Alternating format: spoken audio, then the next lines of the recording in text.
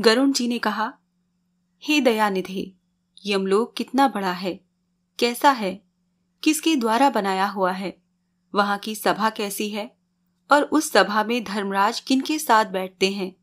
हे दयानिधे, जिन धर्मों का आचरण करने के कारण धार्मिक पुरुष जिन धर्म मार्गों से धर्मराज के भवन में जाते हैं, उन धर्मों तथा मार्गों के विषय में भी आप मुझे बतलाइए। श्री भगवान ने कहा, हे गरुड़, धर्मराज का जो नगर नारद आदि मुनियों के लिए भी अगम्य है, उसके विषय में बतलाता हूं। सुनो, उस दिव्य धर्म नगर को महापुण्य से ही प्राप्त किया जा सकता है। दक्षिण दिशा और नैऋत्य कोण के मध्य में वैवस्वत यम का जो नगर है, वो संपूर्ण नगर वज्र का बना हुआ है, दिव्य है और असुरों तथा देवताओं से अभेद्य है। वो पुर चौकोर 4 द्वारों वाला, ऊंची चहार दीवारी से घिरा हुआ और 1000 योजन प्रमाण वाला कहा गया है। उस पुर में चित्रगुप्त का सुंदर मंदिर है, जो 25 योजन लंबाई और चौड़ाई में फैला हुआ है। उसकी ऊंचाई 10 योजन है और वो लोहे की अत्यंत दिव्य चहार दीवारी से घिरा है। वहां आवागमन के लिए सैकड़ों गलियां हैं और वो पताकाओं और ध्वजों से विभूषित है। वो विमान समूहों से घिरा हुआ है और गायन वादन से निनादित है। चित्र बनाने में निपुण चित्रकारों के द्वारा चित्रित है तथा देवताओं के शिल्पियों ने उसका निर्माण किया है। वो उद्यानों और उपवनों से रमणीय है। नाना प्रकार के पक्षीगण उसमें कलरव करते हैं तथा वो चारों ओर से गंधर्वों तथा अप्सराओं से घिरा हुआ है। उस सभा में अपने परम अद्भुत आसन पर स्थित चित्रगुप्त मनुष्यों की आयु की यथावत गणना करते हैं। वो मनुष्यों के पाप और पुण्य का लेखा जोखा करने में त्रुटि नहीं करते। जिसने जो शुभ अथवा अशुभ कर्म किया है, चित्रगुप्त की आज्ञा से उसे उन सब का भोग करना होता है। चित्रगुप्त के घर के पूरब की ओर ज्वर का एक बड़ा विशाल घर है। उनके घर के दक्षिण शूल, लूता और विस्फोट के घर हैं तथा पश्चिम में कालपाश, अजीर्ण तथा अरुचि के घर हैं। चित्रगुप्त के घर के उत्तर की ओर राजरोग और पांडु रोग का घर है। ईशान कोण में शिरपीड़ा का और अग्नि कोण में मूर्छा का घर है। नैऋत्य कोण में अतिसार का, वायव्य कोण में शीत और दाह का स्थान है। इस प्रकार और भी अन्यान्य व्याधियों से चित्रगुप्त का भवन घिरा हुआ है। चित्रगुप्त मनुष्यों के शुभाशुभ कर्मों को लिखते हैं। चित्रगुप्त के भवन से 20 योजन आगे नगर के मध्य भाग में धर्मराज का महादिव्य भवन है। वो दिव्य रत्नमय और विद्युत की ज्वालामालाओं से युक्त और सूर्य के समान दैदीप्यमान है। वो 200 योजन चौड़ा, 200 योजन लंबा और 50 योजन ऊंचा है। 1000 स्तंभों पर धारण किया गया है। वैदूर्य मणि से मंडित है, स्वर्ण से अलंकृत है और अनेक प्रकार के धनिकों के भवन और प्रासाद गृह से परिपूर्ण है। वो भवन शरतकालीन मेघ के समान उज्ज्वल, निर्मल एवं सुवर्ण से बने हुए कलशों से अत्यंत मनोहर है। उसमें बहुरंगी चित्र स्फटिक से बनी हुई सीढ़ियां हैं और वो हीरे की कुट्टिम पट्टी के फर्श से सुशोभित है। रोशनदानों में मोतियों के झालर लगे हैं। वो पताकाओं और ध्वजों से विभूषित, घंटा और नगाड़ों से निनादित तथा स्वर्ण के बने तोरणों से मंडित है। वो अनेक आश्चर्यों से परिपूर्ण और स्वर्ण निर्मित सैकड़ों किवाड़ों से युक्त है तथा कंटक रहित नाना वृक्ष, लताओं और झाड़ियों से सुशोभित है।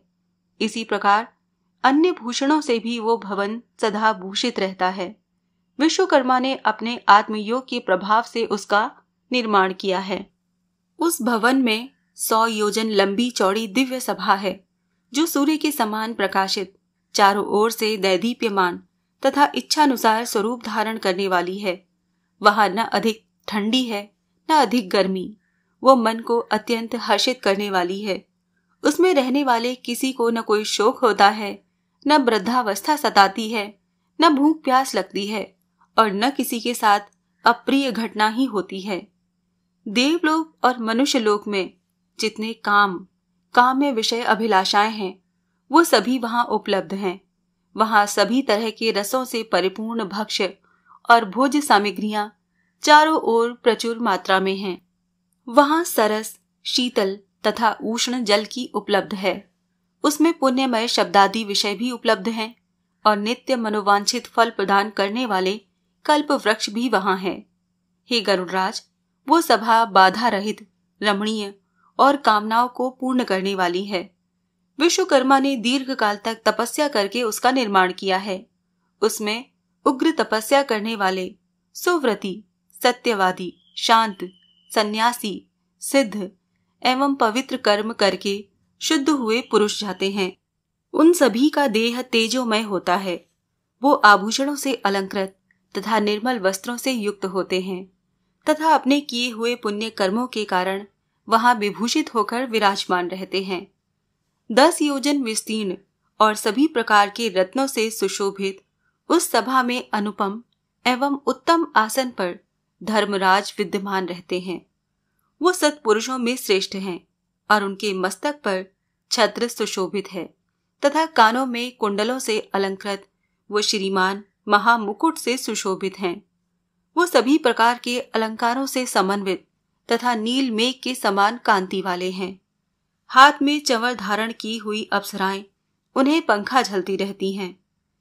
गंधर्वों के समूह तथा अप्सरा गणों का संघ गायन, वादन और नृत्य आदि द्वारा सभी ओर से उनकी सेवा करते हैं। हाथ में पाश लिए हुए मृत्यु और बलवान काल तथा विचित्र आकृति वाले चित्रगुप्त एवं कृतांत के द्वारा वो सेवित हैं। हाथों में पाश और दंड धारण करने वाले, उग्र स्वभाव वाले, आज्ञा के अधीन आचरण करने वाले तथा अपने समान बल वाले नाना दूतों से वो धर्मराज घिरे रहते हैं। हे खग, अग्निश्वात, सोमप, उष्मप, स्वधावान, वहेशद, मूर्तिमान और अमूर्तिमान जो पितर हैं एवं अर्यमा आदि जो पितृगण हैं और जो अन्य मूर्तिमान पितर हैं, वो सब मुनियों के साथ धर्मराज की उपासना करते हैं। अत्रि, वशिष्ठ, पुलह, दक्ष, क्रतु, अंगिरा, जमदग्नि नंदन, परशुराम, भृगु, पुलत्स्य, अगस्त्य, नारद, ये तथा अन्य बहुत से पितृराज धर्मराज के सभासद हैं, जिनके नामों और कर्मों की गणना नहीं की जा सकती। ये धर्मशास्त्रों की व्याख्या करके यथावत निर्णय देते हैं। ब्रह्मा की आज्ञा के अनुसार वो सब धर्मराज की सेवा करते हैं। उस सभा में सूर्यवंश के और चंद्रवंश के अन्य बहुत से धर्मात्मा राजा धर्मराज की सेवा करते हैं। मनु, दिलीप, मानधाता, सगर, भागीरथ, अम्बरीश, अनरण्य, मुचुकुंद, निमि, प्रथु, ययाति, नहुष, पुरु, दुष्यंत, शिवी, नल, भरत, शंतनु, पांडु तथा सहस्रा अर्जुन, ये यशस्वी पुण्य आत्मा राजर्षि और बहुत से प्रख्यात राजा बहुत से अश्वमेध यज्ञों का अनुष्ठान करने के फलस्वरूप धर्मराज के सभासद हुए हैं। धर्मराज की सभा में धर्म की ही प्रवृत्ति होती है।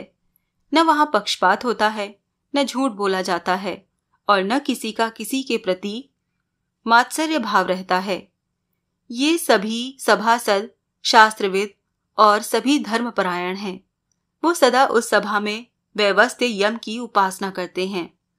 हे गरुड़राज, महात्मा धर्मराज की वो सभा इस प्रकार की है, जो पापात्मा पुरुष दक्षिण द्वार से वहां जाते हैं वो उस सभा को नहीं देख पाते।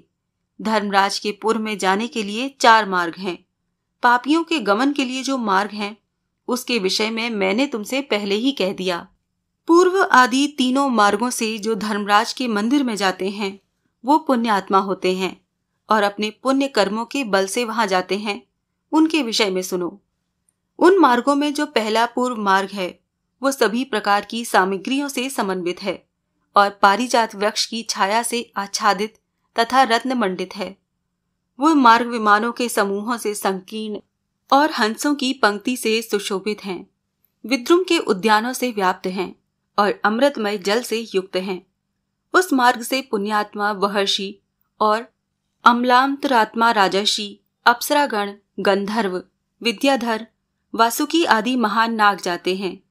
अन्य बहुत से देवताओं की आराधना करने वाले शिव भक्तिनिष्ठ, ग्रीष्म ऋतु में प्याऊ का दान करने वाले अर्थात पौशाला लगाने वाले, माघ में आग सेकने की लकड़ी देने वाले, वर्षा ऋतु में विरक्त संतों को दान मान आदि प्रदान करके उन्हें विश्राम कराने वाले, दुखी मनुष्य को अमृतमय वचनों से आश्वस्त करने वाले और आश्रय देने वाले, सत्य और धर्म में रहने वाले, क्रोध और लोभ से रहित, पिता माता में भक्ति रखने वाले, गुरु की सेवा में लगे रहने वाले, भूमि दान देने वाले, गृह दान देने वाले, गौ दान देने वाले, विद्या प्रदान करने वाले, पुराण के वक्ता, श्रोता और पुराणों का पारायण करने वाले, ये सभी तथा अन्य पुण्यात्मा भी पूर्व द्वार से धर्मराज के नगर में प्रवेश करते हैं। वो सभी सुशील और शुद्ध बुद्धि वाले धर्मराज की सभा में जाते हैं। धर्मराज के नगर में जाने के लिए दूसरा उत्तर मार्ग है, जो सैकड़ों विशाल रथों से तथा शिविका आदि नरयानों से परिपूर्ण है। वो हरी चंदन के वृक्षों से सुशोभित है। उस मार्ग में हंस और सारस से व्याप्त, चक्रवाक से सुशोभित तथा अमृत तुल्य जल से परिपूर्ण एक मनोरम सरोवर है। इस मार्ग में वैदिक अभ्यागतों की पूजा करने वाले, दुर्गा और सूर्य के भक्त, पर्वों पर तीर्थ स्थान करने वाले, धर्म संग्राम में अथवा अनशन करके मृत्यु प्राप्त करने वाले, वाराणसी में, गौशाला में अथवा तीर्थ जल में विधिवत प्राण त्याग करने वाले, ब्राह्मणों अथवा स्वामी के कार्य से तथा तीर्थ क्षेत्र में मरने वाले और जो देव प्रतिमा आदि के विध्वंस होने से बचाने के प्रयास में प्राण त्याग करने वाले हैं, योगाभ्यास में प्राण त्यागने वाले हैं, सत्पात्रों की पूजा करने वाले हैं तथा नित्य महादान देने वाले हैं, वो व्यक्ति उत्तर द्वार से धर्म सभा में जाते हैं। तीसरा पश्चिम का द्वार है, जो रत्न जटित भवनों से सुशोभित है। वो अमृतसर से सदा परिपूर्ण रहने वाली बावलियों से विराजित है। वो मार्ग ऐरावत कुल में उत्पन्न मदोन्मत्त हाथियों से तथा उच्च श्रवा से उत्पन्न अश्वरत्नों से भरा है। इस मार्ग से आत्म तत्ववेत्ता, सत्शास्त्रों के परिचिंतक, भगवान विष्णु के अनन्य भक्त, गायत्री मंत्र का जप करने वाले, दूसरों की हिंसा, दूसरों के द्रव्य एवं दूसरों की निंदा से परामुख रहने वाले, अपनी पत्नी में संतुष्ट रहने वाले संत, अग्निहोत्री, वेद पाठी ब्राह्मण गमन करते हैं।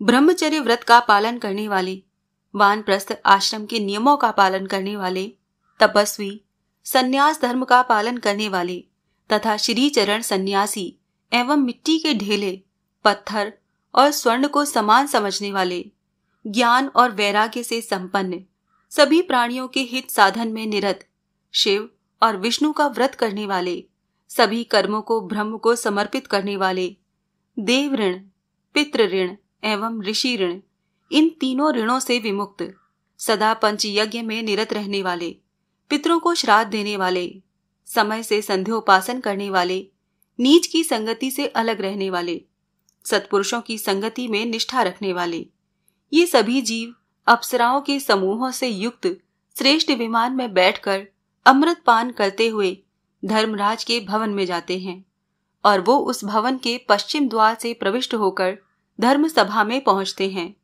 उन्हें आया हुआ देखकर धर्मराज बार बार स्वागत संभाषण करते हैं, उन्हें उठकर अभ्युत्थान देते हैं और उनके सम्मुख जाते हैं। उस समय धर्मराज भगवान विष्णु के समान चतुर्भुज रूप और शंख, चक्र, गदा तथा खड्ग धारण करके पुण्य करने वाले जीवों के साथ स्नेह पूर्वक मित्रवत आचरण करते हैं। उन्हें बैठने के लिए सिंहासन देते हैं, नमस्कार करते हैं और पाद्य, अर्घ आदि प्रदान करके चंदन आदि पूजन सामग्रियों से उनकी पूजा करते हैं। धर्मराज कहते हैं, हे सभासदों, इस ज्ञानी को परम आदर पूर्वक नमस्कार कीजिए। ये हमारे मंडल का भेदन करके ब्रह्मलोक में जाएगा। हे बुद्धिमानों में श्रेष्ठ और नरक की यातना से भयभीत रहने वाले पुण्यात्माओं, आप लोगों ने अपने पुण्य कर्मानुष्ठान से सुख प्रदान करने वाला देवत्व प्राप्त कर लिया है। दुर्लभ मनुष्य योनि प्राप्त करके जो नित्य वस्तु धर्म का साधन नहीं करता, वो घोर नरक में गिरता है। उससे बढ़कर अचेतन अज्ञानी और कौन है? अस्थिर शरीर से और अस्थिर धन आदि से कोई एक बुद्धिमान मनुष्य ही स्थिर धर्म का संचयन करता है। इसीलिए सभी प्रकार के प्रयत्नों को करके धर्म का संचय करना चाहिए। आप लोग सभी भोगों से परिपूर्ण पुण्य आत्माओं के स्थान स्वर्ग में जाएं। ऐसा धर्मराज का वचन सुनकर उन्हें और उनकी सभा को प्रणाम करके वो देवताओं के द्वारा पूजित और मुनीश्वरों द्वारा स्तुत होकर विमान समूहों से परम पद को जाते हैं और कुछ परम आदर के साथ धर्मराज की सभा में ही रह जाते हैं और वहां एक कल्प पर्यंत रहकर मनुष्यों के लिए दुर्लभ भोगों का उपभोग करके शेष पुण्यों के अनुसार पुण्य दर्शन वाले मनुष्य योनि में जन्म लेता है। इस लोक में वो महान धन संपन्न सर्वज्ञ तथा सभी शास्त्रों में पारंगत होता है और पुनः आत्मचिंतन के द्वारा परम गति को प्राप्त करता है। हे गरुड़राज, तुमने यमलोक के विषय में पूछा था, वो सब मैंने बता दिया। इसको भक्ति पूर्वक सुनने वाला व्यक्ति भी धर्मराज की सभा में जाता है। 14वां अध्याय यहाँ समाप्त होता है। ओम नमो भगवते वासुदेवाय।